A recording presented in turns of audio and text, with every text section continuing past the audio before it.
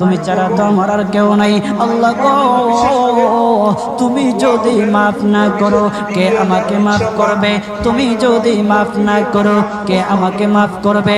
তুমি যদি আমাকে মাফ করো তাহলে তোমার কোনো দিকে কমবে না, তুমি যদি আমাকে মাফ না করো তোমার কোনো দিকে বাড়বে না।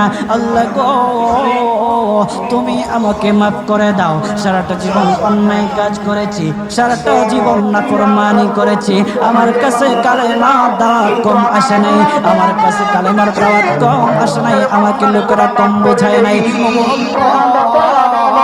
তুমি আমাকে মাফ করে দাও। মাফ না করলে কোথায় যাব, কার কাছে যাব? বাবা যখন মারে তখন তার কাছে আশ্রয় নেওয়া যায়, মা যখন প্রহার করে তখন বাবার কাছে আশ্রয় নেওয়া যায়, বাবা মা যখন প্রহার করে তখন দুনিয়ার কারো না কারো কাছে আশ্রয় নেওয়া যায়।